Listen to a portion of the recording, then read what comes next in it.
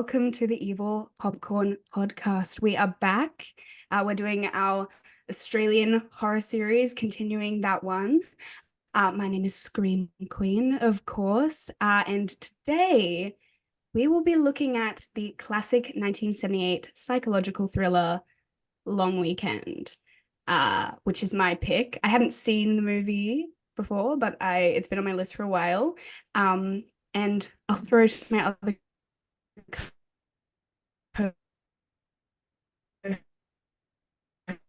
hosts now. To succumb to any dangerous Australian wildlife. Ooh. What would it be? And why? That's what I'm here. Okay, I think I've got an answer. Hi Mhm. everyone. I'm the Baron. Welcome to the Evil Popcorn Podcast.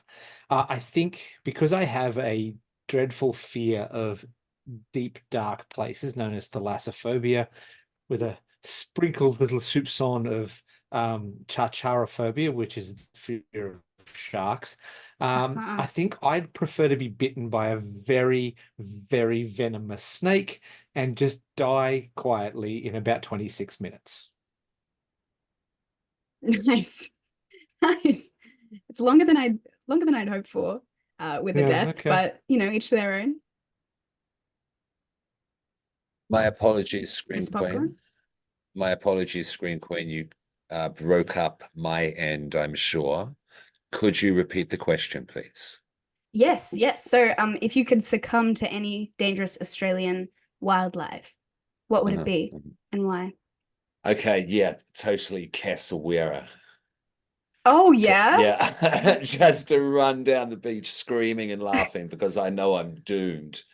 But it looks awesome and it's such a metal way to go because that shit's just going to disembowel you. And it's this multi-wiggle colored schemed bird dinosaur thing. Yeah, if you don't know it, children of the popcorn from other countries, Google it. Cassowara, spell it out phonetically. Basically, it's it's quite a thing. Yeah, that's my choice. There's Screen Queen. Yeah, Terrifying. there are a lot.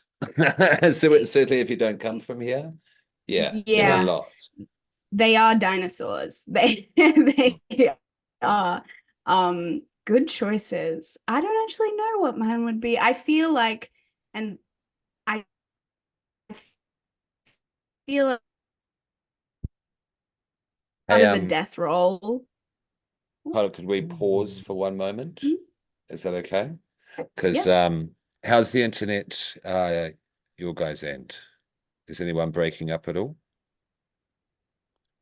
Okay, so it's just my end, so I'm just going to switch it over to hotspot on my phone, yeah? No worries. Yeah, cool. All good. It will come out, it comes out fine in the actual thing, in the actual, Cool. output. And let me know if mine is breaking up at all. My hotspot doesn't work though, is the only thing. It'll connect and then disconnect and then connect and disconnect. Yeah, It's really fun. Yeah, and mine just takes a moment at the times to kick in. Yeah, easy. Yeah. So country living. Optus, not Telstra, not Telstra. Such is the monopoly of Telstra. Yeah, It's true. they got the phone booths. Not to sound, old, but it's true. I've worked, and I complain about phone providers. But No, I hate them too. As I've said, I think I've told you both, I've worked for them. Yeah. Oh, Me really? too. No. Yep. You have as well? Yeah. I worked for Telstra. In what capacity? In the move.com department, which is basically the area you call up when you need to move into a house, move out of a house, or make an inquiry. Sure. It's a handy service. Big Yeah. fan. It's Yeah. I used to commute down from Brisbane to Robina to do it. Yeah. It was terrible. Okay. Lots and lots and lots of miles in my 1978 Chrysler Sigma. Wow. Okay. I feel That's you. when this movie came out. Yeah. Yes. I've told you I was sales, I'm sure. Yes, on the phone. No, Yeah. yeah. It's all pain. It's all pain that Telstra, Mm. dishes out in Yeah, I its haven't heard individual ways. good things. Okay, that's switched over. Everyone seems to be good. No one's breaking. Just testing my end. Yeah. But okay, cool. Now, we both, myself and Baron, have just given our dooms natural, our Yeah, Australia, doom. Australia. Um, Yeah, so and, yeah, so it was to you, Scream Queen, is where we had left off. Well, since I asked the question, it's only fair that I answer it. I think as awful and terrible and harrowing as it would be, I think I would have to go saltwater crocodile. It feels very Australiana. To be in like the classic death role, what an honor, I feel. It's They are just iconic. such, yeah, they're just like magnificent. I'm writing a play about crocodiles right now, so I'm very like, I am very invested Okay. in their sort of ancientness. They're, they've been around for a very long Prehistoric. time. Yeah. Yeah, so I just think that would be marvelous way to go, Have personally. you seen I Rogue? get that. I get No, I that. haven't. We'll have to add that Oh, to the list, watch of Rogue. course. It's amazing. I've seen Lake Placid. I think I've Yeah. seen it before. Is Rogue Australian, Baron? I think so, yeah. Yeah, cool. Okay, cool. Well, We should add it put to a the pin in list. that. Yeah. Stephen Curry's in it. Oh, the famous Australian actor. Yeah. Well, this movie, Long Weekend. There are unfortunately no crocodiles in this movie, so don't get too excited. Okay, but there's plenty of other wildlife to keep you going. So it came out in 1978. It's part of the sort of Ozploitation movement that came out of the 1970s, 80s. So like low budget horror, comedy, action films. That started this big movement in Australian cinema. And it's sort of a biological horror film, is what I would categorize it as well. Or like I've heard people say plant-based horror, which is fun. So Vegan. Vegan horror. This film follows a couple, so Marcia and Peter, as they try and rekindle their relationship on a secluded beach getaway. And I'm not talking secluded as in romantic. I'm talking isolated, no one there to help. And the poster puts it, I think it's this poster that Mr. Popcorn has here. Their crime was against nature, and nature found them guilty, is sort of the tagline of this film. Yeah. It's an interesting tagline. It's an it is interesting very tagline. interesting. Yeah, I'd like to discuss it a bit more in depth later on there, so we can put a pin in it. But the Absolutely. tagline has a double meaning that I think's kind of interesting. Yeah. Please. Yeah. So this film is directed by Colin Eggleston, written by Everett de Roche, who have done, Everett de Roche at least has done a lot of sort of this genre of film. He did Road Games, I think, is another Australian horror film he did about hitchhiking, which I would be really interested to check out. Okay. The cinematography is by Vincent Monton. It's edited by Brian Kavanagh. The music, which is great, which we'll talk about, I'm sure, Michael Carlos, and it's produced by Dugong Films, which is an interesting little thing, which is one of the first things you see that really sets off what this movie is going to be, which I love. And what I find interesting before we get into what we thought of the film is this flopped in Australia. Locally, it was not a success, but internationally, it was quite critically acclaimed, which I find very interesting. A lot of like international film festivals, awarded it with, screenplay credits and acting credits. But in Australia, didn't do that well. So what do we think about it? Baron, what about you? Initial thoughts? Yeah, go for it. Please, yeah. I grew up during this period, so it was very thematic of my childhood. The camping gear was all very familiar. The fact that there would be a rifle on camp with you, various weapons. The weapon count in this is 2, which is the rifle and the spear gun. I remember going camping and we had multiple weapons. I did put a note in my notes here that said this is definitely pre-Port Arthur. Yes, and I had that exact thought. Yeah, so he's walking around outside his house with a rifle. Sure. You see him walking in the street with it to put it in the boot of his car when he walks out of the department store where he's obviously just bought it. I enjoyed it. I found some of the soundscape discordant. However, the haunting sound of the creature, so to speak, was super creepy and beautifully made. Yes, I quite enjoyed it. I'd not seen this before. And yeah, I very much enjoyed it. I was sitting in my house watching it by myself and had to turn some lights on. So yeah. Yeah, good. Mr. Popcorn? I came out of this respecting this film. Okay. Oh, Not necessarily liking it, though. sure. Yeah. It's a good film, don't get me wrong. It's certainly well made.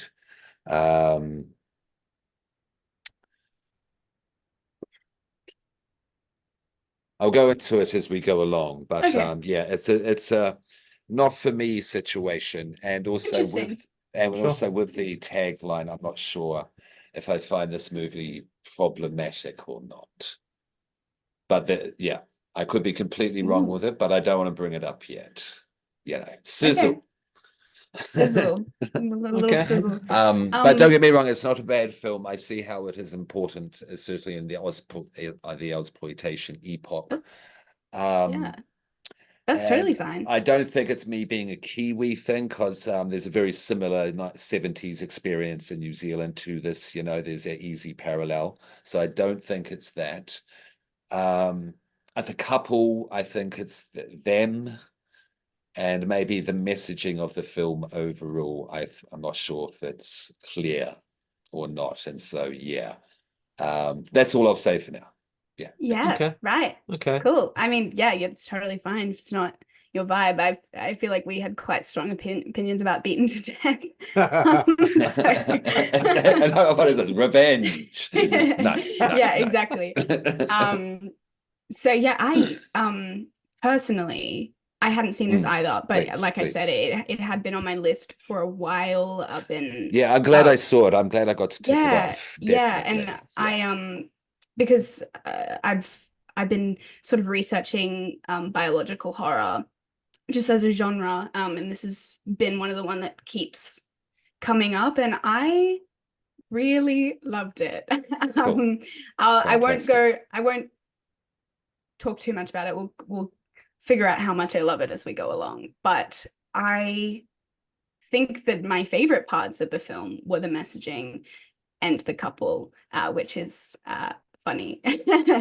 But yeah, let's get into it. So, thanks. Yeah. I keep slipping. Well, the first shot, I'm just going through my notes here, but I found very intriguing was this close-up of a spider or ants on a rock, but it was shot in such a way I was like, is that a tiny little man? Like, yeah, like it looks like someone. What's the word? The free climbing. Yeah. Which I thought was interesting way to start the film. It was like this very long close-up shot. Well, the version that I saw originally Mhm. was on Daily Motion, and the video itself wasn't very clear. I Mm. know And I had exactly what I you're had saying. this Yes. I had the same thought about, is it someone free climbing? I think it was a crab. I think it was Oh a yeah. crab. Yes. Yeah, Because right. Well, yeah. I started watching this on my phone, small phone, on the train today. And I had no idea what it was. You couldn't tell what it was at all. But then coming home on the computer, yes, crap. Yeah. I think it might be intentional though. Absolutely. Yeah. I just thought that was very stark image to sort of start the film off with. And I was like, well, here we go, Australian horror. It definitely, I feel like, ticks all of the sort of Australian horror boxes, which we'll obviously talk a lot about. Dugong Film Presents, of course. Yep. Take note of that. Um, we have a very 70s Australian home. I didn't live in one, so I've watched Puberty Blues. Okay, so bear with me. But what I would assume is a very classic 70s Australian home. We meet Marcia, who is the wife of this couple. She's on the phone to her friend Mark, and she's talking about how her and Peter aren't talking at the moment, and they're supposed to go on this trip with Mark and his wife to Lake Eildon, but it's not happening anymore because Peter is taking her on this trip to the beach, and He's she makes being a it very shit. He's being a he's shit. being a shit. Yeah. She's got that sort of like fancy, Yeah. like vintage Australian accent, which I find really funny. Like it's not like what you would imagine, like it doesn't have that like very Australian ochre like twang to it. It's very like, ooh, I'm Yeah. Marcia. From Big Captain city Kim, voice. Prue and Shrew. Yes, Not to that exactly that. extent, but it's a play on that sophistication, their faux sophistication. Where was this filmed? Is this New South Wales, New South Victoria? Wales. New South Wales. Yeah. Thank you. Yeah. And Victoria, and some outdoor shots of Tasmania. the Tasmanian devils in Tasmania. Yes. Okay.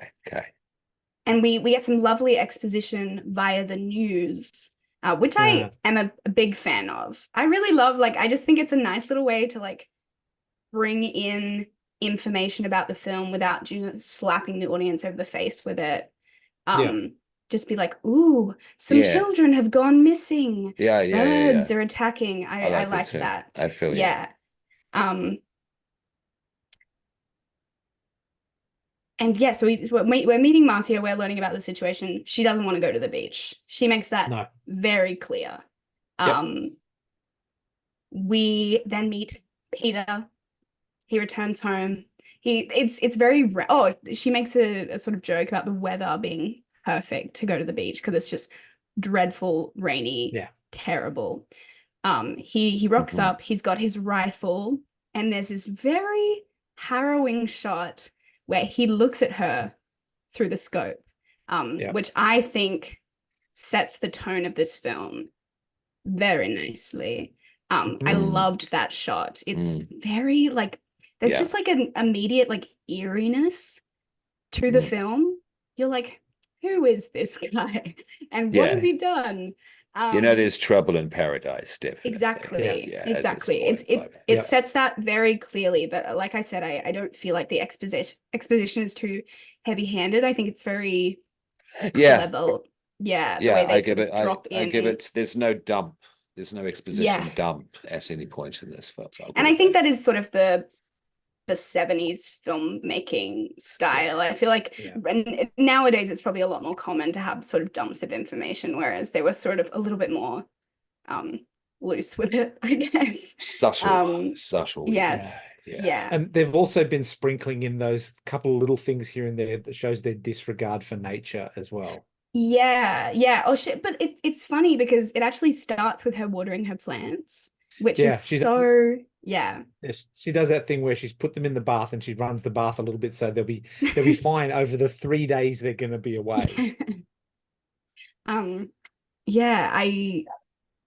They should have cancelled this trip. Oh yeah. The dog let's just say feeding that. must have pissed both of you off. Yeah. Yep. Yeah, Being yeah, dog people maniacs. Yeah, that must yeah. have fucked you Oh, off. Yeah. I was I watching mean, this with it my was so yeah. stupid. I was watching it with my sister, and she was like, "How? Well, she Yeah. thinks the dog's gonna be fine by itself for 3 days. What an idiot!" She was like, "She was like, I hate her," and I was like, "Okay, hang on, something's going on. Something else Well, is Yeah, happening. yeah. what do we think, if I may ask, sorry, Screen Queen, what do we No, think go of for the it." couple at this stage? Because we've gotten to know them and their dynamic pretty well at this stage. We don't know the Uh, truth of things, but we know the vibe. they're one fight in the car on the way home from a party away from divorce. They are Yeah, on the precipice of divorce. Yeah. absolutely. She Yeah. hates him, and Yeah. by association, she hates his dog as well.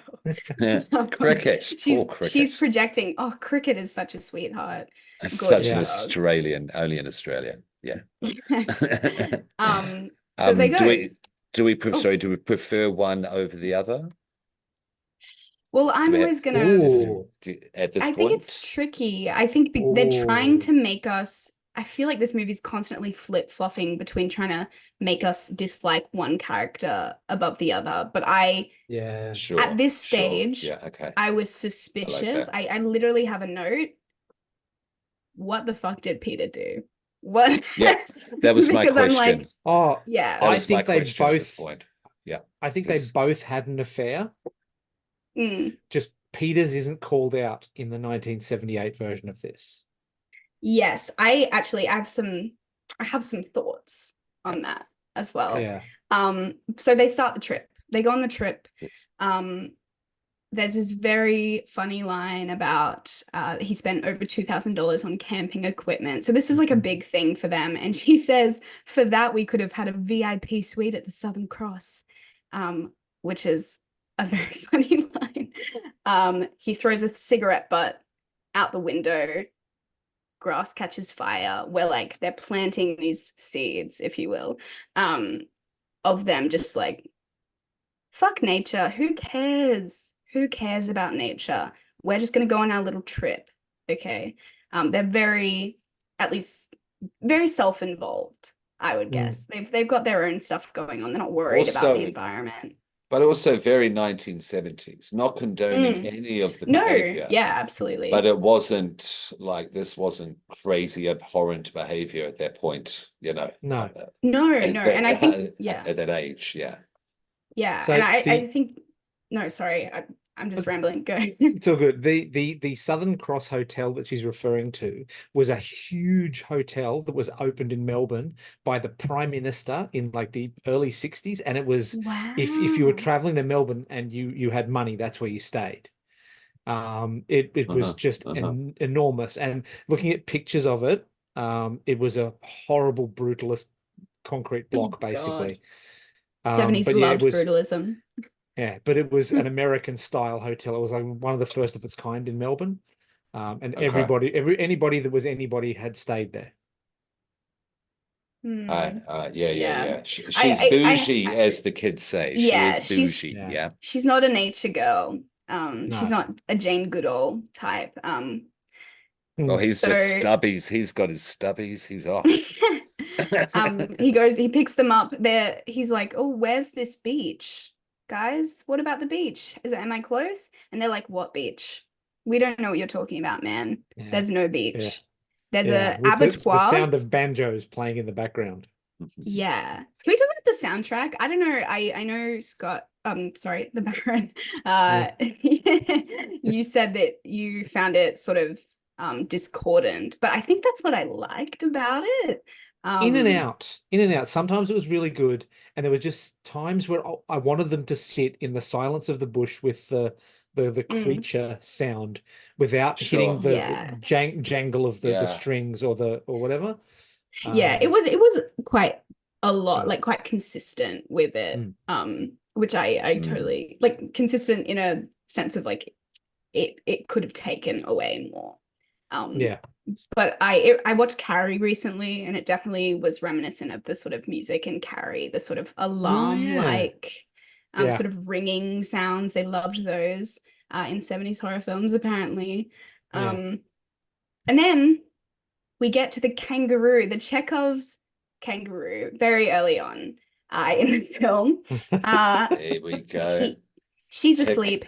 He hits a kangaroo. Check that off the list, okay, guys? Don't worry. Yep. You're not going to miss out on a kangaroo getting run over by a car in this film. That's for sure. And fun fact, because I think personally, out of all of the Australian horror films we've watched, this was probably the most, for me, gruesome running over. And you know why? Because that was a real kangaroo corpse. Yep. That they ran over with a car. Okay. 70s filmmaking, children. 70s filmmaking and especially 70s low budget filmmaking absolutely. as well. We also have roadkill bingo, dead kangaroo bingo for the pod. Yeah. Mm-hmm. That's fantastic. Please, back to you. There's an abattoir sign. Probably not a good sign to keep going if you ever see a sign to an abattoir, but he does. It's very scary landscape, dark, lots of noises. They feel like they're going on and on and on. And eventually it's morning and they've found their way to the beach and he's set up camp. Which honestly puts me on Peter's side again, because that's a hard job that no one wants to do. So I was like, he's committed to camping. He really is hard to camping. Yeah. To an annoying degree, yes. Yeah. He gets real douchey with it. Yeah. They're both annoying. I'm annoyed at both of them at this stage, basically. I've been on camping trips that we curtailed because of weather. Like we went for a camp to like Wivenhoe Dam just outside Ipswich, and we got there and it was a bit rainy, and then it poured rain that night. We were supposed to be there 4 days, and we just packed up that next morning and went home. Like you don't. A good stay. Instinct. You don't. He's stay. No. Marcia at every turn is like, "Can we just turn back and go home? Yeah. Let's go stay at a hotel." And he's like, "No, we're going on this trip." Listen to her. You start questioning. You're like, absolutely. Why does he need this trip so badly? And I think that's Who leaves to go camping at night? Crazy. And she's like, he's desperate to get going. And I'm like, why? He's insane. Yeah. We also have the Tassie Devil appearance here, which again found very interesting because they're quite a endangered real footage now. That's kind of impressive. And so they were in New South Wales, but they filmed this, like the Baron said, in Tasmania to get this shot of the Tasmanian devil, which I think is a good commitment. That's commitment. It's cute. There was a lot of really good animal work in this film. So good. There was actually the snake footage was dope. Oh, the possum that they had to dope up. They had to sedate. Look, it was the 70s. I feel like maybe not everything was above board animal-wise. They killed a crab. They killed a duck. I don't think they actually killed the dugong, but I wouldn't put it past them. No. Okay. It was Ozploitation. Yes, it's a play on, but it has a relationship to exploitation films as well. It has to be noted that not all of them are above board. Certainly not through today's lens. Yeah, we have to remember this was filmed in 1977.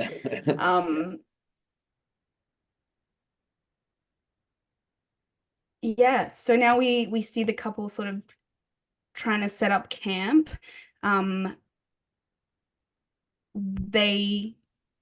Peter's really into it. He's got his spear gun, he's got his gun, he's got his beer. What more could a man want? Stubbies. He's just walking around with his dog. He's having the time of his life, getting drunk and just shooting his gun. It's so Australian. It's vintage, Australiana. Images. It's kind of great. And we have all of these really great close-ups of the wildlife, of course. And we're starting to see them he's throwing his bottles into the water. He's throwing his bottles into the trees. He's shooting around. He's a maniac. I Yeah, he think at does this point, shoot everywhere. Yeah. yeah. Yeah. Constantly. It is crazy. He finds that Barbie doll on the beach, this sort of overgrown, molding Barbie doll. He finds a van on the beach. So he's like, we're not alone here, but he doesn't really explore further. Surprised he didn't shoot the van, honestly, at this point. The way he's just using these bullets left and right. Do you remember the chicken? The chicken's still around at this point, isn't it? Yes. So Yeah. she's Yeah. just The taken this ants. chicken out to defrost there because She's just he's like, taken it out to defrost yeah. at this point. Okay. And yeah, they have the ants and she's spraying those ants. There's not even that many of them to begin with, but she's like, where's the insecticide? Yes. Let's get rid of them. 70s insecticide as well. Yeah. Yeah. Yeah. The dialogue in this film was really great. I think it's really quick. I mean, it was so much so I had to pause when I was taking notes because I was like, I feel like they're going to say something really punchy and I'm going to miss it. Because they just have this really like beautiful, but they're just so biting at one another. And at this stage, I was really on Marcia's side because I was like, she doesn't want to be here. She's explicitly said she's not a nature. She doesn't like being out in nature. This isn't a comfortable thing for her. She's not having fun. And he's like, well, that's your fault. Like, if you're not having fun, go get off your ass and do something, I think he says. That's a direct quote. Yeah. He's worse. He's definitely worse. Yeah. But she, I think this film does a really good job of like having like flawed, really interesting characters. 100%. Yeah. Sorry. No. I hated his Ocker voice when he got angry. Oh God. Yeah, that grating. tone. Yeah, that tone. Yeah, I mean, it was well performed. That was the point. That was the bouginess disappears when they get angry. Yeah, it was kind of like comedic. I mean, I just think it was so clever that you sort of have to laugh because you're like, they hate each other so much. You're like, is there any love left in their relationship? And he gets back from his gallivanting around the beach. He tries to sort of proposition her, and she literally ducks and rolls out of it. It's just she does like a roll away from him, and you're like, okay, what's happening? The doctor said it would take a few weeks. He says it's been a few months. It's been months. Interesting. Yeah. So like we're starting to get an idea of what has happened. But it's very like slow burn. Which I love a slow burn. Which I think is why this film was very up my alley. But I can understand in a horror context, some people want more like bam, bam, bams. She has the egg, which is really important. She's carrying around this large bird egg, which we find out is an eagle egg. They're defrosting the chicken. The spear gun shoots itself. Even though it's on safety. It's on safety. This is the scene. She gets almost shot by the spear gun as she's walking to grab something. It's all happening. He starts by cutting down a tree as well. There's a lot going on. And they have this huge argument. And she throws the eagle egg. Oh, he gets attacked by an eagle. To start with. A real eagle. That scene was very impressive. I don't know how they did that, but it just without CGI, when it's all practical effects, I just was amazed. And it wasn't a puppet. It wasn't a puppet. It was a real live eagle. It was a real eagle, and its real legs. And I don't know how they did that. Probably killed an eagle. Yeah. Just take Probably. a few scratches, then you get to, kill it afterwards. Yeah. Yeah. I did have just a quick look now. It looks like the greater control over animal performances in Australian films didn't come in until about 1981. Mm, So this may have been interesting. an inciting incident. Probably. We don't want Probably. to, This is allegedly, we don't want mm. to incriminate anyone. Yeah. Yeah. I feel But like I liked his reaction though as well. I liked his reaction because he was laughing as well. He was kind of hysterical laughter. I just got attacked by a fucking by an eagle. eagle. Yeah. Woo! Is this the first sort of attack that we have? I feel like hang on. we have the shark incident in the water. She thinks she sees a shark. Yeah, no, well, that's the first. That's the first one. Well, I mean, I suppose there's the ants. Yeah. But do you mean but it's the attack to first physical overt. harm to body? Yeah. Physical harm It's to the first someone's overt body, attack. Yeah. Yeah. Yeah. Right now, it's been very subtle. You're like, is this just what it's like to be out in the bush? Oh yeah. Or Yeah. which is absolutely it is. Yeah. That's what I found funny about this film. I get Not attacked to, by eagles every day. This is also a little bit just Australian camping in the weekend. This is just camping in Australia. Oh yeah, flies, ants. Actually, if you name anything, it was a bit quiet. It was a bit quiet. Yeah, exactly. Get attacked by something bigger. Get attacked by a cassowary next time. Okay? Yeah. And I'll by be by into set by 70s people who they all threw shit into the ocean. Oh, you know yeah. what I mean? Yeah. So yeah, they have this egg. He gets attacked by the eagle. He's like, what's going on? And she throws the egg at a tree and its yolk. It's very symbolic. Splats. Very symbolic. Yeah. We have morbid this and symbolism. And then she says, what is she?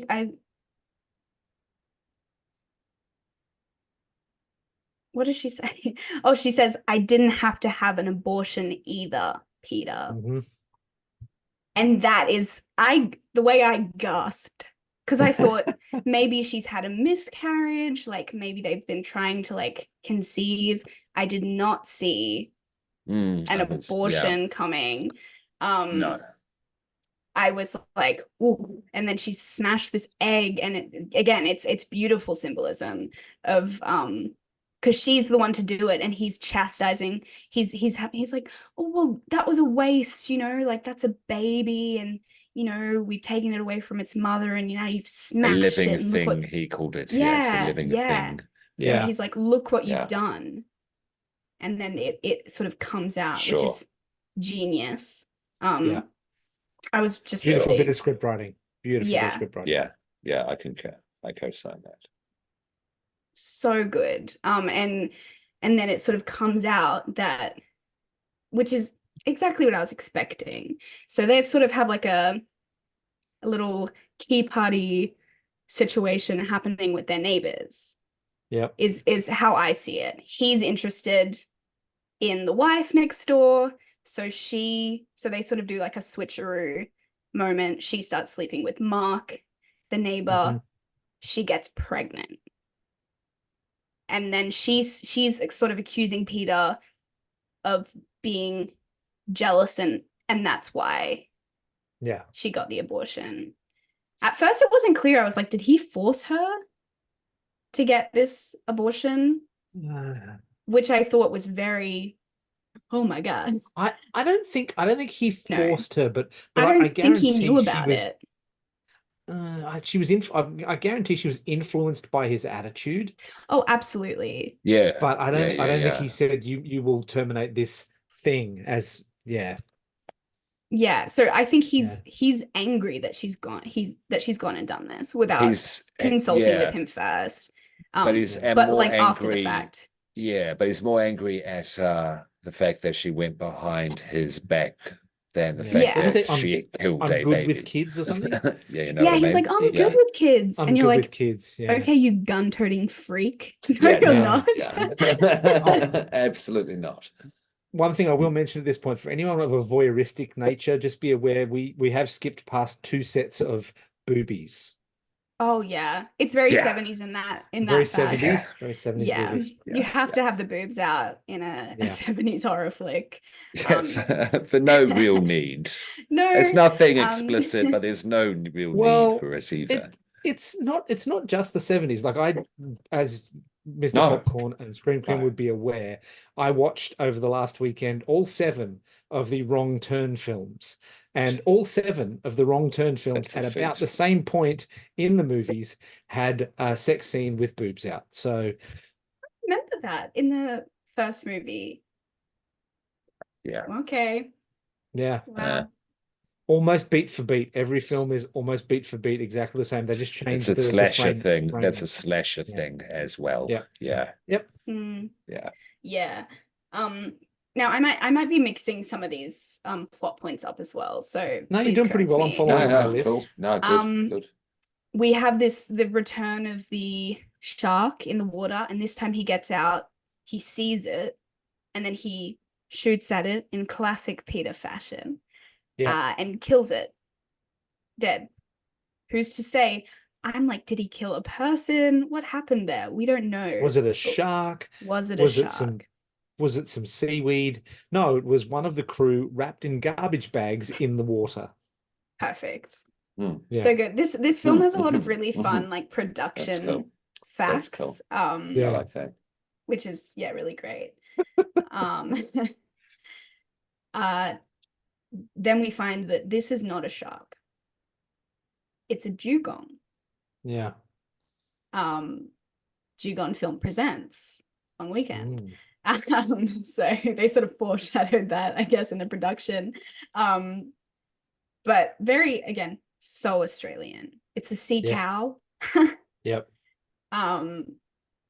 And he says, that's probably why you've been hearing, because, oh, she's been hearing a baby crying, by the way, very, on the nose. And he says, oh, there's probably a pup out there, and they're, meant to sound like crying babies. That's probably what you've been hearing.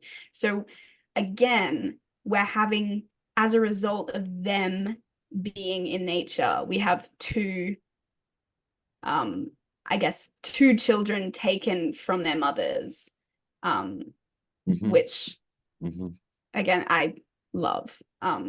Very clever. I'm eating up all of these little moments. Yeah. Oh the duck, the mother duck and the ducklings. He kills the oh duck in the yeah. swamp. Yep. Yeah. And she's just like harrowed by the fact that there could be this pup out there, and this dugong is sort of haunting her in a way, or both of them. She's really mad at this point. Marcia is pissed. She wants to leave.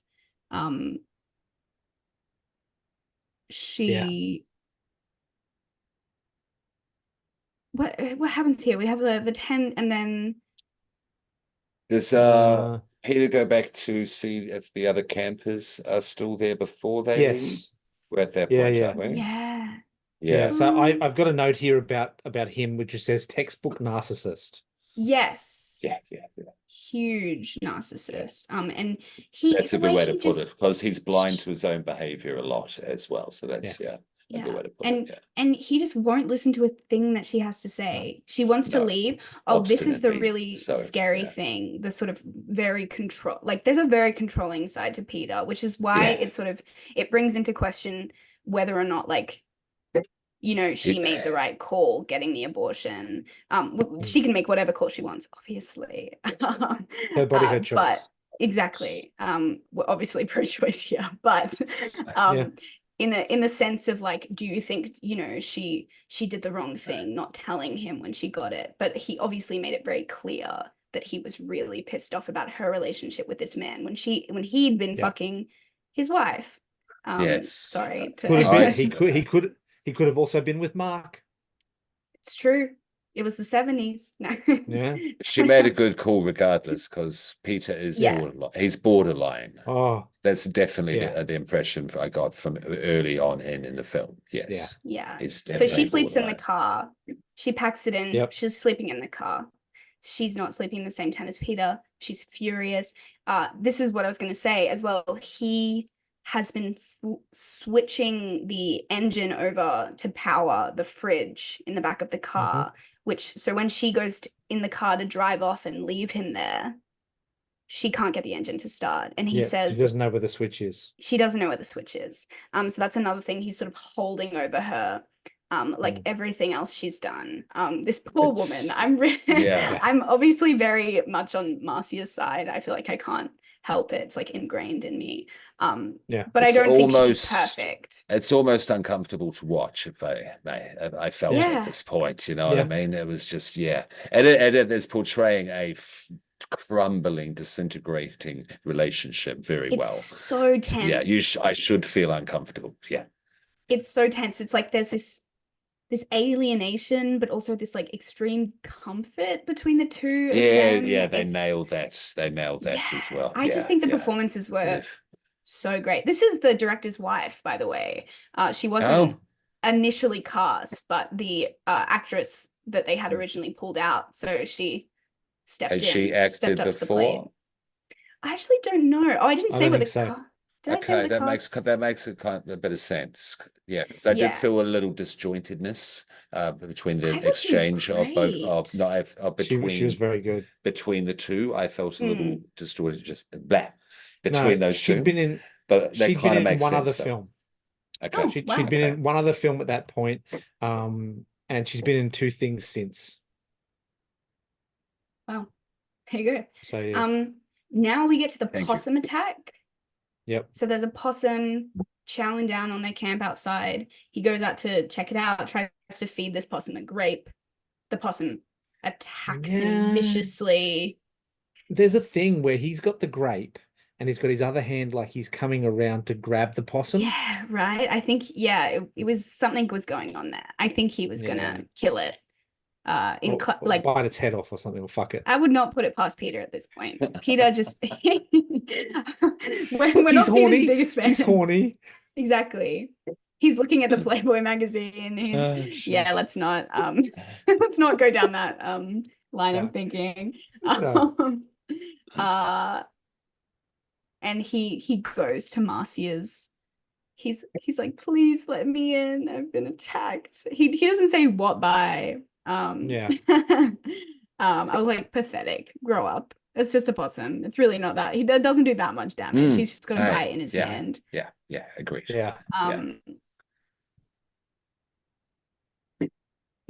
So that's sort of like another big attack. It's sort of like building up to something. And they used a real possum, not a puppet, not a dead animal, like so a real cute. Live possum. I love possums. Possums are really cute. I don't like it when they're near me, but they're cute. We used to do a thing where we'd cut up apples into the botanic gardens in the city and like feed them, and you'd have 3 or 4 of them sitting on you, and like it was amazing. Okay. I'm sure. I'm gonna have to take your word. Okay. No, the Kiwi in me's too uncomfortable with that. Sure. Yeah. It's cute though. Don't get me wrong. Cute. Now they go back to the beach because Marcia notices that it's they notice the car in the water. So they drive up the beach to look for the other people. Oh yeah, because she wants to leave and he says they decide that they're gonna leave. That because of the possum attack. Yes. And he wants to do one last drive down the beach to suss it out. It's submerged in water completely. We can just see the top, and the dugong is there, obviously. And they have this the huge argument. This is like absolutely the climax of the film. What do we think of this argument in the car? Look, The ones- I've been in cars when there Oh. have been people having similar sort of discussions. Um, it's uncomfortable for everyone involved, but Mhm. I think this is the point of no return. If they Mm, had packed up their gear and left, I think they'd have got out at this point. yes. But Mhm. they Mhm. they wait too long, they take too much time, they do too much additional damage, and And so nature goes, yeah. And would you say that they stayed Yeah. longer because of Peter insisting yep, that they did? 100%. Absolutely. Yeah. Yeah. There's a lot of great lines in this argument. You self-indulgent maggot, I think Marcia Hmm. says to Peter. Yeah. You're Yeah. not Tarzan. You're not Yep. Tarzan. I'm certainly not Jane by a long Yep. shot. They were just like really, I don't know, just really funny. They had this sort of conversation about how they're going to go back to being cannibals now because he thinks he's so, environmental, going on this little retreat. Um, he's talking about neo-cannibalism, and she says, fine, we'll be estranged cannibals filing for divorce on Monday. Yep. He takes a dig at her. He said, you'll have to skip tennis. It's a long weekend. You'll You have have to to skip skip tennis tennis. and do it Yeah. Tuesday. Tuesday.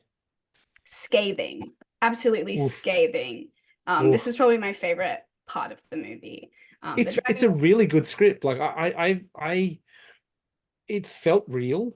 Mm, So whoever wrote this has been party to one of those conversations. yeah, so that was Everett. Or experienced it recently Everett to writing DeRoche. the script. Yeah. Yeah. Yeah, I Yeah. think he won a He couple of awards for this he screenplay. wrote Patrick as well there. Oh yeah, Hmm. Yeah. that was yeah, this is his Mm. second film after Patrick, I think. Mhm. Yeah. Um, He also wrote he. Razorback.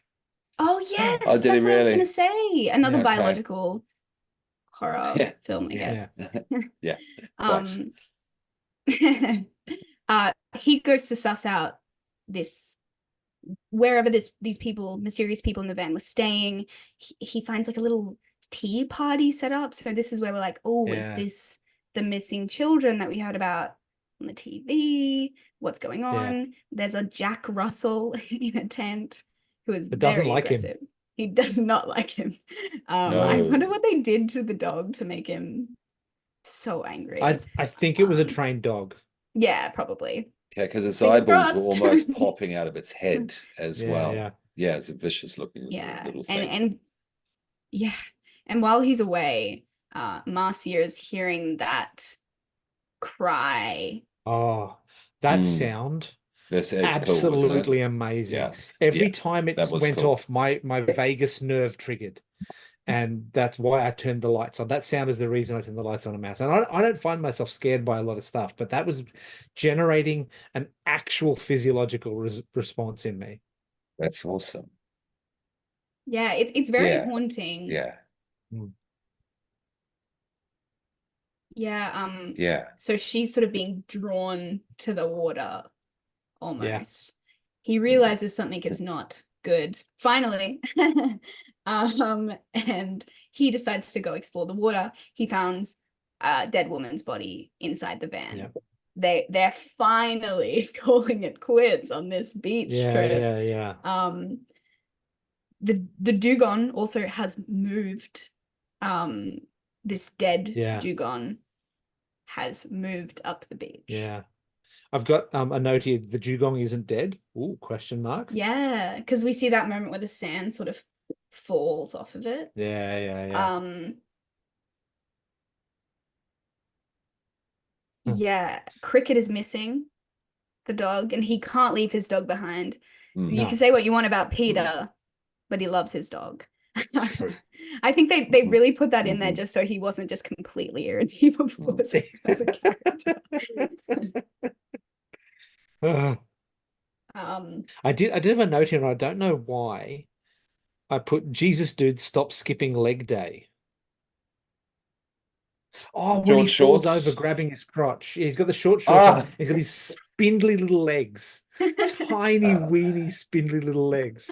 Because she's Rochambeaued him quite squarely by now, hasn't she? Yeah. And when he grabs, when he reacts, his legs, the spindliness of his legs sticks out quite a bit. Yeah. That moment made me laugh out loud quite a bit.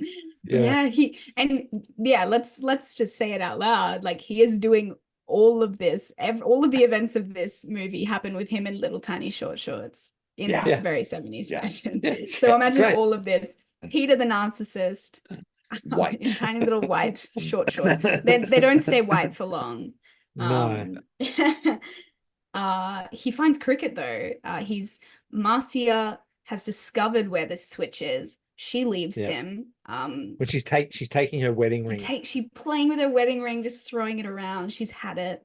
Iconic behavior from Marcia. And she leaves him. And he's got nothing but a fire and his dog at this point. Yeah. And like a tent, but not a built tent. No, I think the poles are probably in the car or something like that. Yeah. It's an impressive tent. Oh yeah, it's a really nice tent. It would be for $2,000. And this is where things really start to escalate. So how are we feeling now? What do we think what was gonna go down?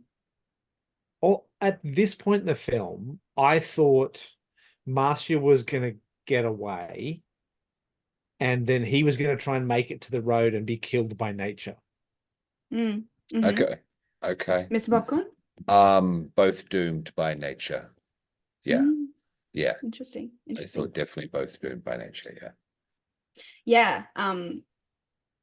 Because they're both hearing a lot of noises, and tree branches are falling off, birds are crashing into the front of her car as she's trying to drive off, and they've sort of established this weird road that they can't really, feels like they're looping, but they're staying on the same track, so she's not really getting anywhere.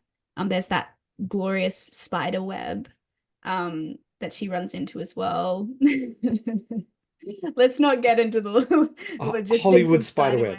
Hollywood spider web. So thick. Yeah. So thick.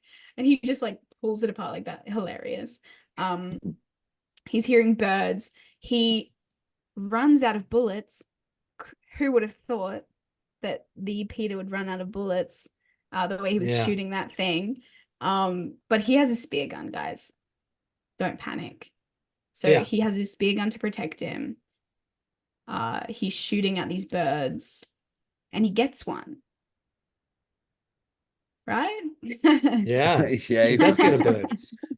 He does get a bird, yes. He does. Well done. Yep. The foreshadowing of this scenario comes to fruition.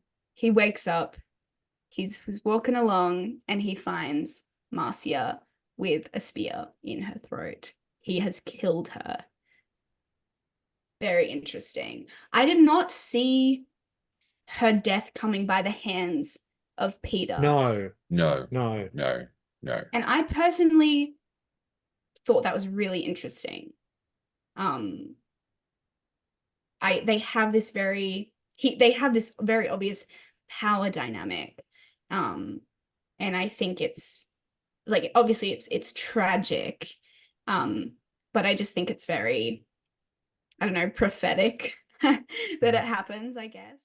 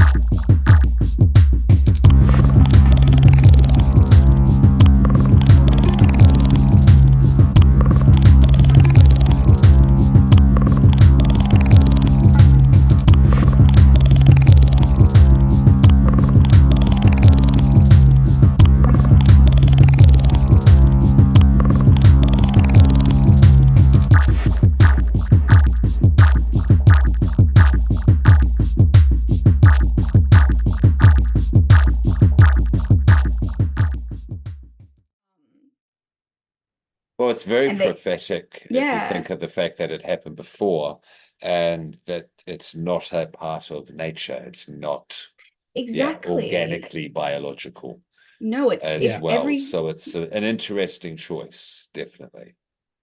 Yeah. yeah, because they're like nature's gonna get you, but so far, It's ordained by fate, is what it's suggested. yeah, it's Yeah, very it's what very it's Greek. presented. Yeah, Um, yeah, nice. and then I have a note here. Peter cannot be the final girl, please. Please no. Yeah. Technically, cricket is the final girl. Yeah, there we Cricket go. is the final Yes. girl. There we go. It's been Not for decreed. long. Fuck Peter. But we don't hang on, we don't see cricket die, do we? No, but No. she is left in a car with all the windows shut and the doors Yeah. closed. Yeah. Yeah, that car's Anyway, not good either. it's Yeah. not No. maybe she'll Forgot about find that. the rotten chicken that's in there. Maybe Mm. nature will Let her out. help her out. Here's hoping. Nature's done a lot, but it hasn't killed any of our main characters just yet. Yeah. So he's running through the spindly forest. So he finds her body and he immediately leaves. And at this point, I'm like, okay, he didn't give a shit about her at all. No. But he's going to find the car so he can get her body. And what do you know? The dugong is up at their camp now. Yeah. It has Mighty traveled. Dugong.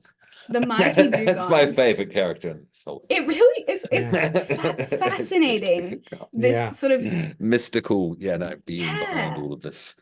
really interesting that dugong like moving up the beach and just he's like freaking out. He covers it in petrol. It's too much petrol. He needed that petrol probably. Oh yeah, he really did. And lights it on fire. But this sort of immortal dugong, I don't think it's going to do anything personally. Undead dugong. Yeah, zombie dugong. He's running through the forest. We're seeing all these like amazing again wildlife shots of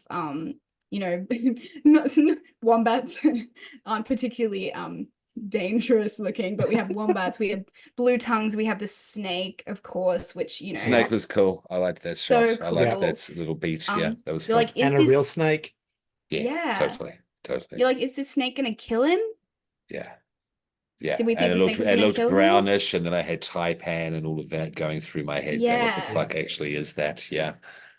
Crazy 70s people. Yeah. And he's staring the snake like right in the face. Yeah. And then he runs and he finds a road. He's actually unscathed by the snake. He's out. Wow. Guys, praise be. He's the made man survived.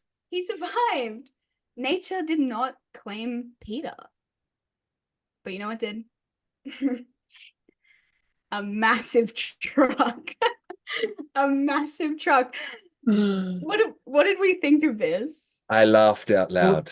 I'm sorry. Yeah. I don't mean to sound any which way, but that was my natural instinct. I just laughed out loud. Absolutely. It was like, what the bird distracting the driver is still nature using the truck. That's true. Right. It came in. It was a cockatoo, wasn't it? Yeah.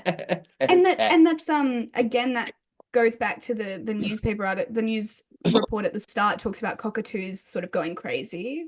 That's right. It did. So it's this nice callback, full circle sort of thing. Yeah. Yeah, I have in my notes. This is my live like reaction. I was like, yes, the snake final boss, and then I have in all caps, wait, no. It's the Love cockatoo. that. Yeah. And just the fact that it's the abattoir truck as well. Yeah. Yeah. Beautiful. Yeah. I don't know. Good point. It's very like loved ones-esque in the way that we see this sort of and also Texas Chainsaw Massacre as well. Also uses an abattoir truck that comes along as well at the end. Yeah. I just they all share there is a kind of 70s kind of lineage, little DNA sharing going on here between all of this as well. We've got the tropes, tropes, absolutely. Yeah. But I feel like there's a lot of movies I've seen where I'm like, God, I wish this character would just get run over by a truck. And this movie did it. Sure. I found that, you could say it Mhm. was an easy way out. You could say it was, boring or whatever. I thought I was just like, this is so satisfying. To see him just absolutely just get taken out by this Mhm. truck. And the guy just, and it's, Mhm. he ran over the kangaroo at the beginning. He, has brought this upon himself. Oh, totally. And the abattoir truck brings it home nicely, actually. Yeah, Yeah. that Yeah. is a very salient point. That kind of good justifies, yeah, showing up with a truck, boom, just like that. Yeah, Yeah. that's cool. But the Baron makes a good point about the cockatoo coming into the driver, because I saw that, I was like, oh, like in the end it wasn't even nature, it was humans that did the most damage. Yeah. But you're right. I don't know. And then we have the beautiful final shot credit of the flowers growing around the spear in Yeah. Marcia's throat. Well, it mirrors one of the first shots in the film with Yeah. the fern in the house that she's putting in the bathtub. Mm. Mm. This like amazing Mm. bookend Yeah. moment. Mhm. And that's the movie. Yeah. Cool. Nicely done. Now, for anyone out there that's interested, there is a remake of the film made in Yeah, 2008. please. Yeah, tell me right I now. watched it. I watched it this afternoon after I got home from work, and before doing the podcast today. It is beat for beat, line for line, shot for shot, an actual remake of this film. There is very little difference between the two films practically. In the 1979, just to get a little bit icky, I suppose, but I mean, everyone does it. In the 1979 film, Marcia completes her relaxation to a climax. In the 2008, Claudia Carvin doesn't. She is interrupted by the noise and is drawn to the beach. In the 2008, it's not just the dead body in the car that he finds. He also finds two in tents. There's no dog in the tent, and he finds a guy hanging from a rope in the forest. Oh God. Okay. The $2,000 worth of camping equipment becomes $10,000 worth of camping equipment. Yeah. The Inflation. hotel becomes a trip to Bali instead of staying in a hotel in Melbourne. But it is, I would say, 95% identical to this film. I would love to watch them side by side just to see Yeah. how Sure. close it is. Well, they But- have the same screenwriter, they have the same cinematographer for both. Yep. Gosh. They use the same noise.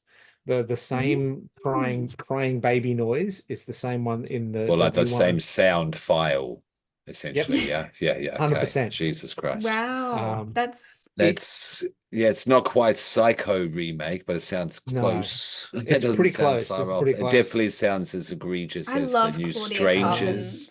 The New Oh, Strangers does the same thing, apparently. yeah. That's Oh, people right. are angry about that at the moment. And for those people that are of a voyeuristic nature, Claudia Carvin does not get her top off. So if you're only going to watch it for that, she is in a Oh, bikini. She's a very attractive lady, but there are no boobs in this film, in Who the was the guy? 2008 film. Who's the guy in it? Who Oh, plays Peter? In the new one, the Yeah. 2008 one, it is Jim Caviezel, the guy that played Jesus in the Yeah, Last yeah, yeah. Temptation That's of right. Christ. That's right. Yeah. right. Jesus. Yeah. Jesus plays Peter. An interesting thing about John Hargraves, the guy that played Mm. Yeah, Yeah. Peter. Hargraves, That's yeah, him. John It's John. Hargraves. Yeah. He passed in 1996, and he's buried with the award that he got from this film. Wow. Good on him. I mean, Sure. he does an amazing job. Yeah. He's buried in Warrenora Cemetery in Sutherland, New South Wales. Wow. Rest That's Rest nice. in peace. Yeah. Now I have a little bit of a Baron's crypto psychology corner if Oh, you're interested. Please, yes, absolutely. So this is actually something that's mentioned a little bit in folklore. It's called a genius loci, and the definition of this, I'll just read it. In classical Roman religion, a genius loci, or genie locorum, was the protective spirit of a place. It was often depicted in religious iconography as a figure holding attributes such as a cornucopia, libation bowl, or a snake. There's a series of books I read called The Rivers of London, and they do a lot of genius loci in that, where an area can get a spirit. Often it can embody a human body, but sometimes it is simply a feeling in the area. So that this genius loci in Long Weekend, it was responsible for reanimating the dugong and bringing it up the beach. It was responsible for the tree dropping branches, the eagle attack. So there was a spirit, in my opinion, crypto psychology, there was a spirit in the area that was punishing them for their disregard of nature. Yeah. Oh, absolutely. Do concur with that. Absolutely. Yes. Yeah, that's really interesting. Yeah. Yeah. I really like the way they did it. I think they could have pushed it. And not early on, but certainly about, halfway through, once they did establish themselves and stuff started happening at the campsite, this is more than meets the eye. Yeah. I would be so interested. I feel like it's such a shame with the remake to not have. No, please. Oh, sorry. No. Oh, that's what I was going to say as well. I was furious reading Letterboxd reviews because I found this one. I won't name and shame, but let me read it because I just think, I don't know. I really loved the sort of discussion that the film was having, especially for like a film made in the 70s, Yeah.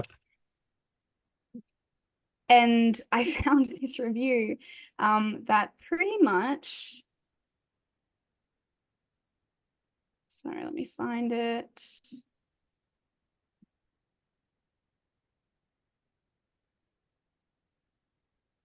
It was basically saying, if you want boobs, it's got them, but if you want that's the whole plot. That's what it said. It said the boobs of this movie was the whole plot, and if you don't like boobs, there's no plot. And I was like, hang on a second. Did not get the idea. Yeah, it was like, did they watch the film? That's your takeaway?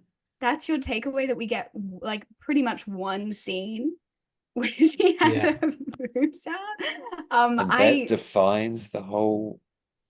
Yeah. What the hell are they talking? That's I think I would say this film sort of like separates itself a little bit from the Ozploitation genre, in the sense of, I feel like there's like, and I haven't seen I don't know a lot about that phenomenon, to be fair.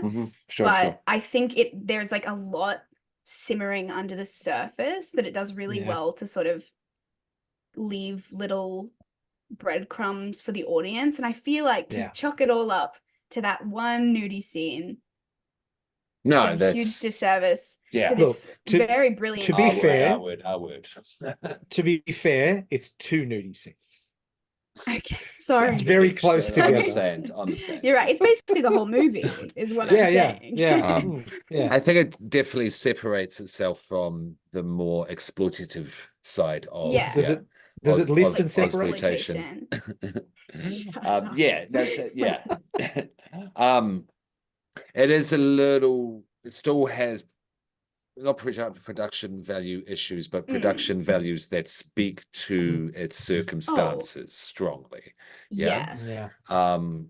And so there is a little bit of for me, maybe it is because it's not growing up here as well, because as we've discussed, it is a kind of very vintage Australian thing as well.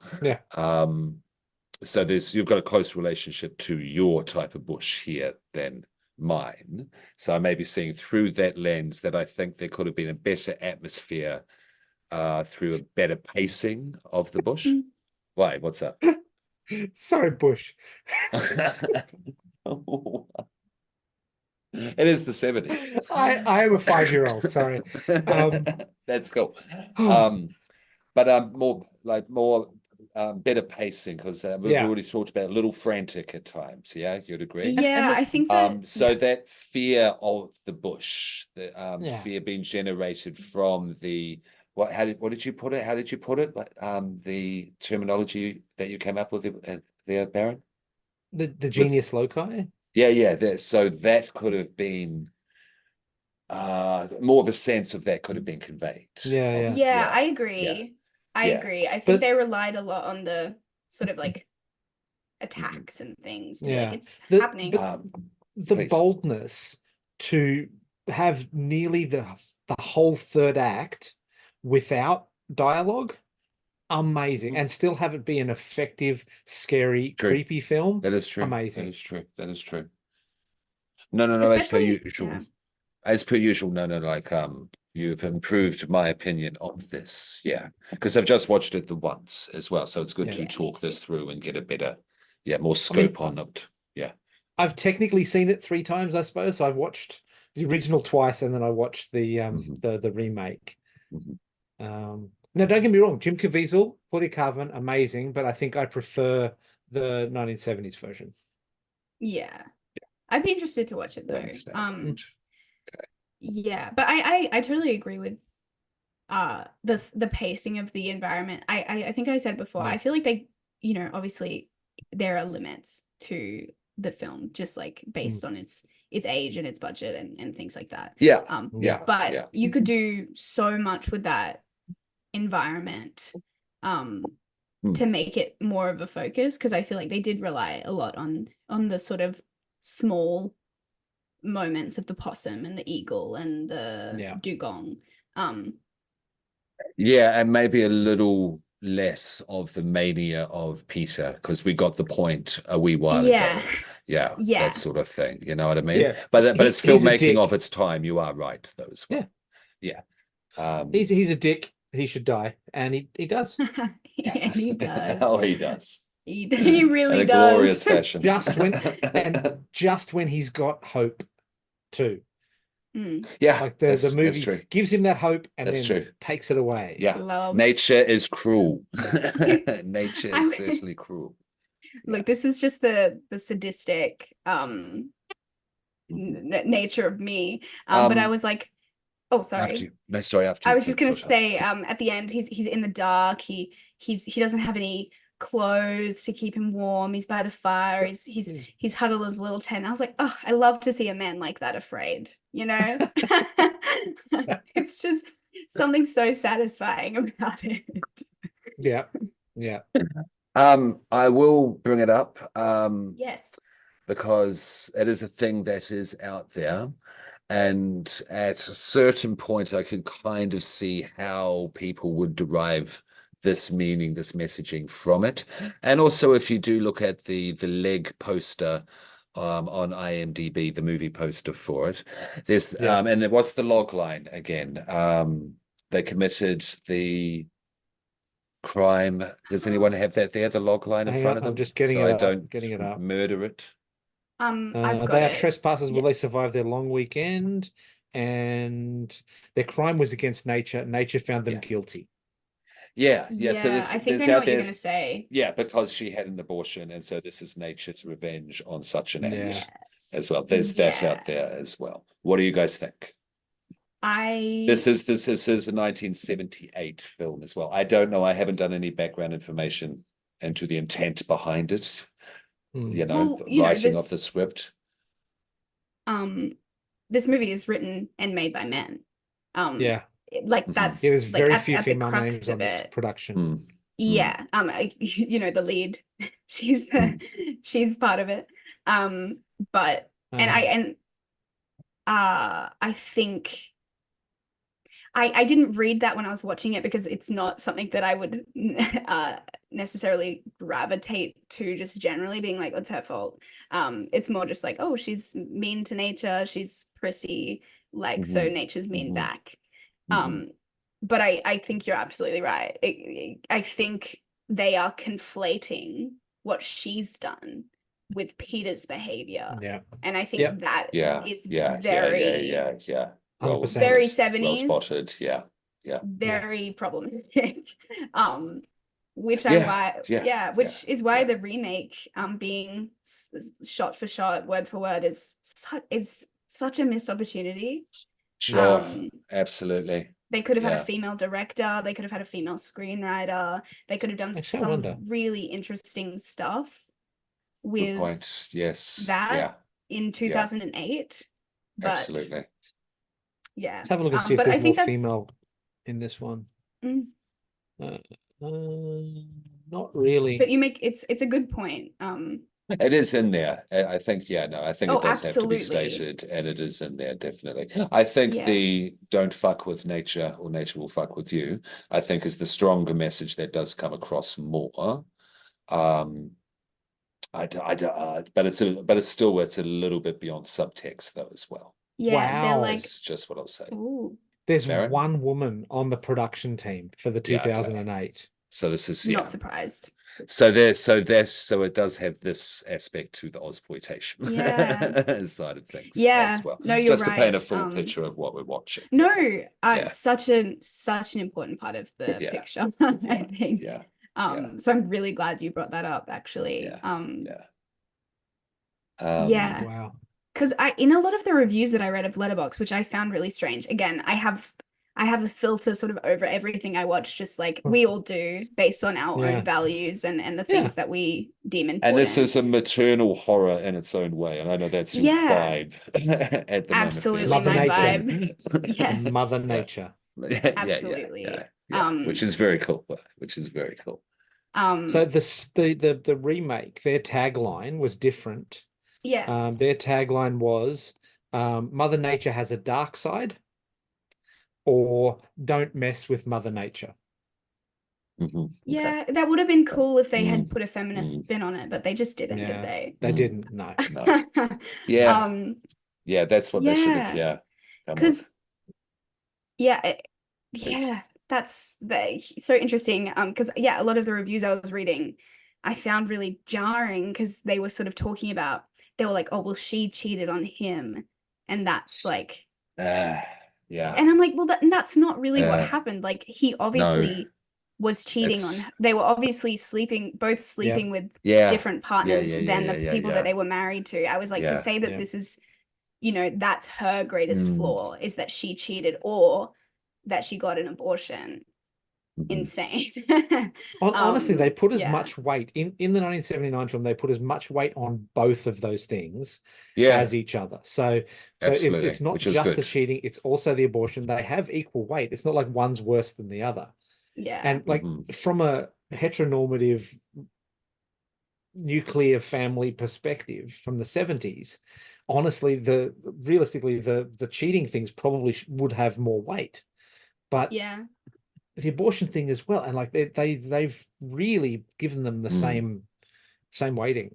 I think like the one thing, I think maybe I guess one of the reasons that I didn't find it too, I guess, like judgmental of her abortion was because she played it like there was a sort of tragedy and sort of grieving that she was experiencing that I found very visceral, that I think sort of like helped me, I guess, sort of have a blind eye to sort of maybe that messaging that was there, just because she played it so beautifully, and there is this real like she's this genuine loss that she's experiencing, and she's sort of tortured by this crying and stuff like that.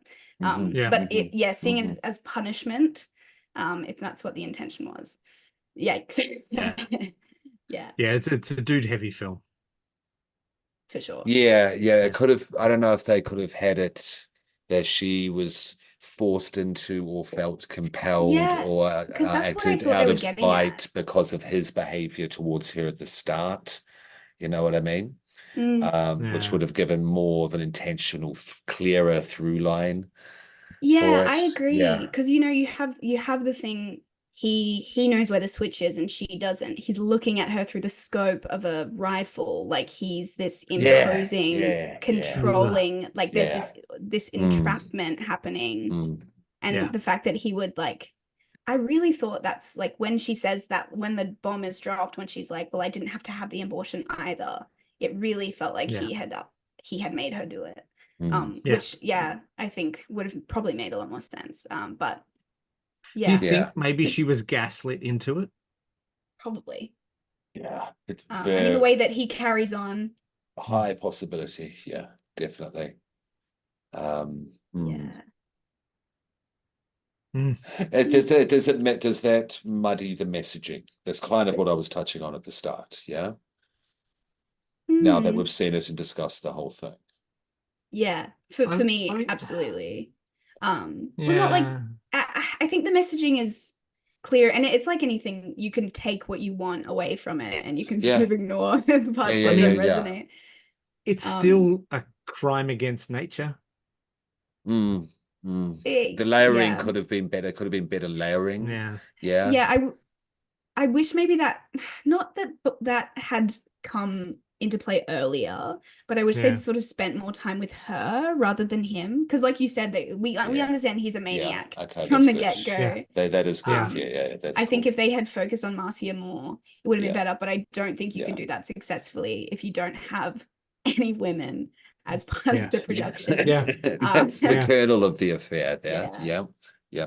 For the popcorn aspect. Mm. But not to shit on the film overall, not to cast a No, bad shadow each over it. their own. It is a good film overall. Yes, and I'm Yeah. glad that I saw it because people talk about this. It's in the, not quite in the pantheon, but it's in the vicinity. Yeah, Yeah. in I terms of have Australian film, this one. So good choice. Yeah. I have a fun fact, a fun story that I Ooh. found, if anyone's keen. So, Please.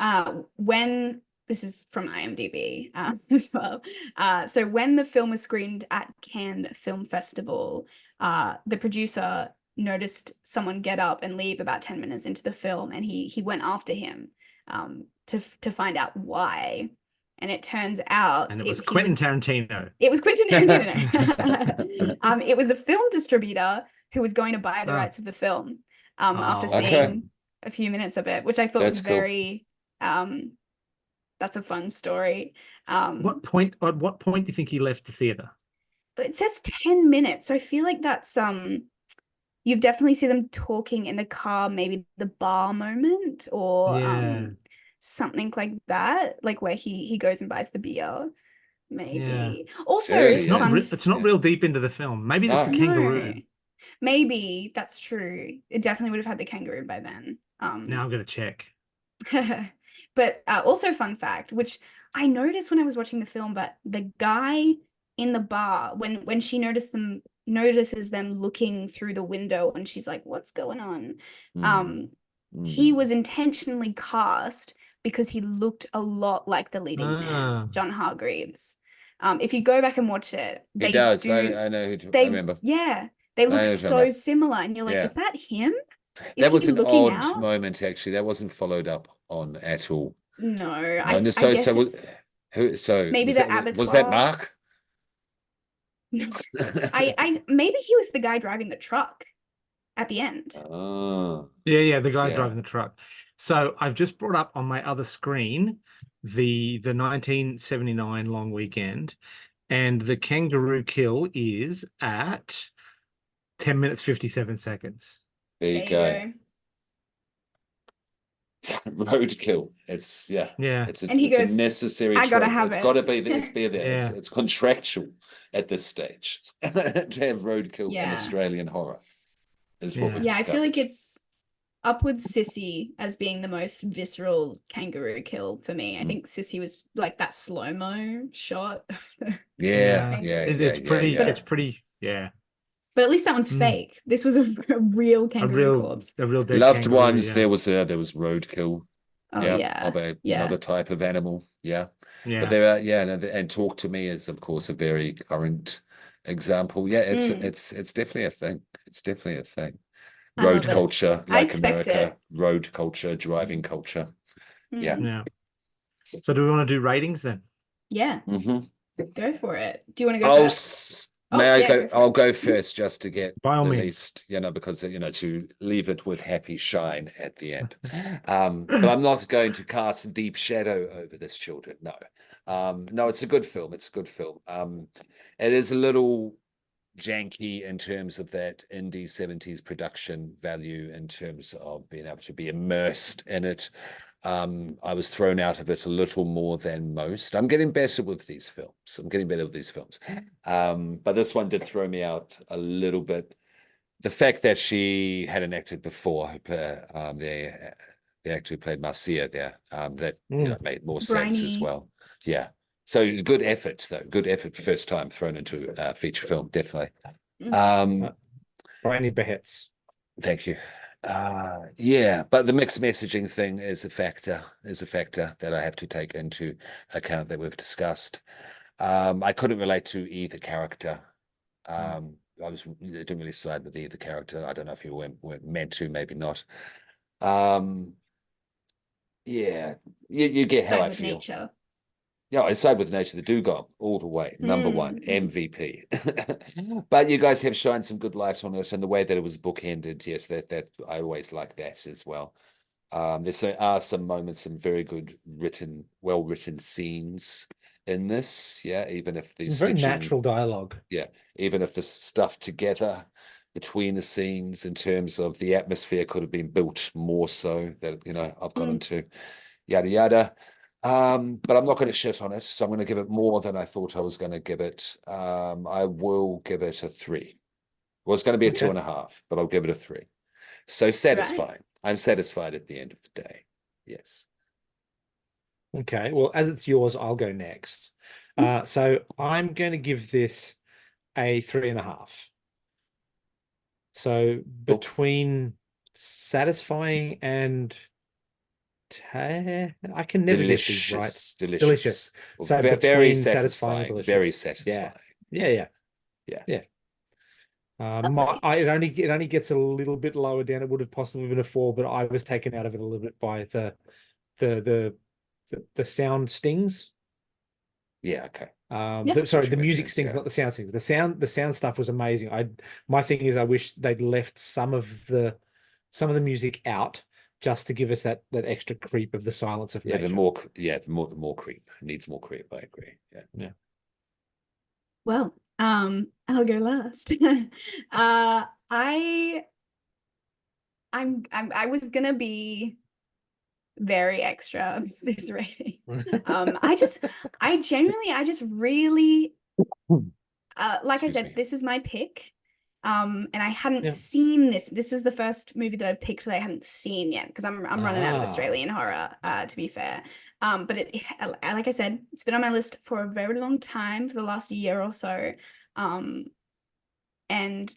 it far exceeded my expectations, just based on the description that I'd seen and the discussion I'd seen around it. I really loved it. I was gonna rate it a 5 on Letterboxd today, but I didn't want to spoil it for you two, how I felt about it. But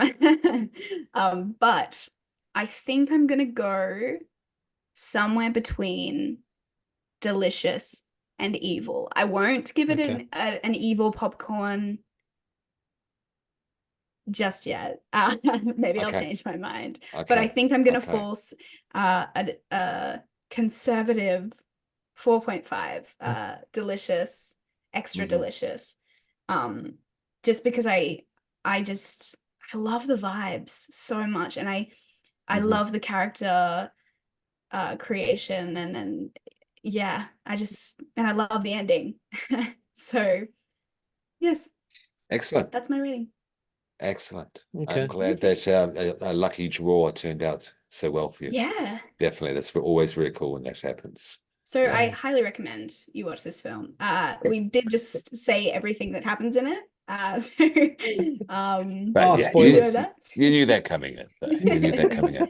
Hey, can we do recommendations? Yeah. Because I have a good one for you there, Scream Queen. Did mention it at the start, but just to do so again. Can you see the image to the right here, which Yeah. my cursor there? That's not quite Yes. Hollywood there. Children of the Popcorn. Check it out. It's a 2 to 3 hour long documentary which goes through about 3 to 4 decades of Australian film. Ozploitation, Yeah. of course, is talked about a lot, but there's Australian Gothic stuff in here, Scream Queen, I think you would very much like as well. Yeah, That plays absolutely. around with maternal horror, as a lot of Australian Gothic does, it seems, Yeah. as well, actually. Yeah, now that I think about it. But yeah, check it out because not all of it's super trashy though either, and not of it is all kind of arty farty. There's a huge There's a part. range. There's a huge range. There's room for trashy. Oh, there's room for both ends of the scale, Mm. but it's not just one or the other. Yeah. Check it out. Awesome. Yeah, there's a big list there, and yeah, that's my recommendation. Nice. I'd have to, well, I mean, given that I spent last weekend doing this, I'd have to suggest the Wrong Turn films. If you Okay, want cool. some dumb, formulaic cannibal hillbilly films, they're pretty good. I do not regret the time spent watching them. The most recent one, the reboot or the remake or whatever you want to call it, the restart, is a little bit more high concept than the others. Where there's kind of a society built in the woods and blah blah blah blah. But Appalachian yeah. Oh. business, isn't As it? Yeah. as opposed to just being, a couple of houses full of freaks that don't feel pain and want to kill you with their axe and then eat you. They're A good. bomb went off a long time ago. Yeah. Yeah. What did you have no. Sorry, did you have a favorite of the Ooh. seven Yeah, films? good question. Good question. Oh, that's a good question. I'm gonna have to go with I would say the first one. Yeah. It's pretty simply good. because It is. simply because it's good. Yeah. They do follow that formula for the following films. What I liked is with each successive film, they tried to take the framing element of the film and just tweak it slightly. So in one of them, there's a mountain man festival where it's all about inbred hillbillies, and like then they're part of that. So there's a bunch of those. Oh, nice costume. Oh wait, that's not a costume. Oh, I've been killed by an axe. Love that. There's one where it's set in an old mental asylum where they were being studied and then they escape. And then later there's another version of that where it's set in a hotel where it's the old mental asylum, and there's some really nice stuff that they do with the framing element. So yeah, it's not just all hillbillies in the woods, even though it is hillbillies in the woods. Yeah, more than you can say for the Long Weekend remake, right? Yeah, exactly. Now, I did mention in the chat that I had a surprise. That's just right. Yes. No one outside of us would have seen this, but I saw an ad on Facebook that I had to respond to, and I got this in the mail this week. What? Oh my God, that's amazing! Wow, that's fucking great, Darren. That is so cool. That is sick. That looks great. Yeah. Mascot. Yeah, totally. So are we calling this Poppy? Corny? Yes. Poppy? Yes. What do you reckon, Scream Queen? Poppy? Yeah, I like Poppy. I can't think of anything better. Yeah, it's fucking those great. People, do we need to shout out people listening to this? I will find the website and I'll put it in the notes. But for those people that are listening to this as a podcast, what I'm holding up is a plush version of the logo. Yeah, I'm blown away. That's fucking great. Yeah, that's amazing. That's made the best so part well. of a foot tall. So I think it's like 11 inches tall. So wow. I love that. Point to point. And the tongue sticks out and stuff. So yeah. Yeah. Okay, when we film again, bring along, please. We'll bring Poppy. Yeah, absolutely. I'm gonna hold Poppy for moral support. Wow, that's so cool. That is so that's cool. Amazing. Emotional. Wow, I feel like I can't top that with my recommendation.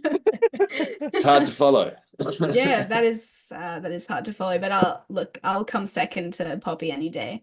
My recommendation, it's not horror. I'm sorry. It's never horror. I don't know why Shame. It's all good. Shame.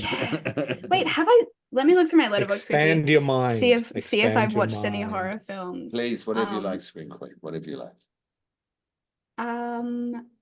What I was gonna say is I did watch Annihilation again and Carrie. Both Annihilation's so great. Talk about biological horror. That's plant-based horror. Absolutely. Yes, absolutely. Yeah. Alex Garland, I'll forgive you for Men. I'll forgive you for the movie Men. But my real recommendation is the show Hacks. I'm sort of late to the game. Its third season just aired, but whoever if you don't know about this show, I don't know if I've heard of it vaguely-ish. It's an odd couple comedy about this sort of seasoned old, to lack of a better word, comedian, female comedian who's very established in the industry, That sort but of hack. Yeah, she's a hack in that sense. She works on the Vegas Strip, like she's been doing it for years and years and not changing her material. And then we have the queer LA young writer who just got cancelled and now can't get any work in television. And their manager, interesting. That's an interesting setup. Yeah, their talent manager is the same person, and so pairs them up without the other sort of knowing what's going on. Because neither of them want to do it, right? Like the comedian doesn't want a writer and the writer doesn't want to work for a hack. So it's this really interesting dynamic, so funny. Like I don't know if it's like it speaks to me on like a deep personal level. The comedy is very they also made Broad City. I don't know if anyone's familiar, like a lot of the same creators. Like Broad City a lot. That's a big so you've sold me on this Spring Queen because so I'm a comedy fan, and so this is ticking all the boxes. I'm absolutely keen on this. You have to. It's so great. It has Jean Smart plays the comedian, the lead comedian. She's in Mayor of Easttown as the mother. That's the only other thing I've seen her in, but I know she has been around for a while. She's great. She's so great. If this is the only thing you ever see her in, I think that's Is this British or American? It's American. It is American. Okay. Yeah. But it shares a lot of the creators of Broad City. Broad City. It's just so clever the way they sort of like deconstruct like cancel culture and like sort of the young and the experienced, and that is just fascinating. And it's not the expected juxtaposition in terms of character setup. So that's cool. So that's it's so good. A tick from me. Cool. Nice. I did watch Sting, the Australian how was it? Thing with the spider. Please. How was it? Amazing. Oh. Okay. So much better than it has any right to be. And Noni Hazelhurst, completely unrecognizable as herself. She was from Play School. Oh my God. Okay. She was married to John Jarrett. Okay. Right. Wow. Okay. Cool. She's in it, unrecognizable. It is ostensibly an American film, but it was all made in Australia. I did not know that. Noni Hazelhurst, and where's her name? That's kind of like Late Night with the Devil situation. Yeah. I still Robin Nevin. Robin Nevin, who you'll know from various stuff, is in it, also completely unrecognizable. And it was only a weird little tilt of her head that she did that I went, holy crap. Oh, she was in Relic. Yeah. Oh, sorry. And Yeah, no, that's right, exactly. And then that's the mum from Upper Middle Bogan, Awesome. and it's like, wow. True. So Okay. yeah, Sting is good. Okay. And so if you're an arachnophobe, it will fuck you up. Oh yeah. Yeah. Oh, 100%. Cool. Um, All right. Well, don't see Tarot. That's also a any last recommendation. words? Do not see the movie Tarot. Mm. That's another That Hang one. on, is hang that on. is Did you what I've heard. did you say go and see or don't see? Do not. Don't see. Do not. Don't see tarot. Yeah, Right, okay. I never Well, that usually just would makes me say want to see such a it thing. more. 2 minutes out of 90 are watchable. 2 minutes. Wow. Even less Ouch. than Night Swim. Oh, that's all. It's all. At the end of the year, we should do the best of the year, but also the worst of the year as well. Yeah. A fun Yeah. jibing at kind of raspberry, style. Yeah, Yeah. Wooden spoon. award ceremony. Okay, yeah, or the flop corn, Mm. the floppies, the Flopcorn floppy, farts. the The floppy. The floppies. floppies. Someone write that down. I'll do it. Okay. All right. Well, I think that brings us nicely to an end, doesn't it? Yeah. Did you want to sting since sizzle further what we're doing next time there, Baron? Shall we go Yeah. with Oh, you? Because is you, it yeah, me, or are it's we doing you. hold fast? That's me? Okay. We'll go with you because you've wanted to do it for a couple of times. Yeah, you're keen on Sure. this Okay, one. So no, please it's do. all good. Give me a moment then. I will bring up the sizzle for it.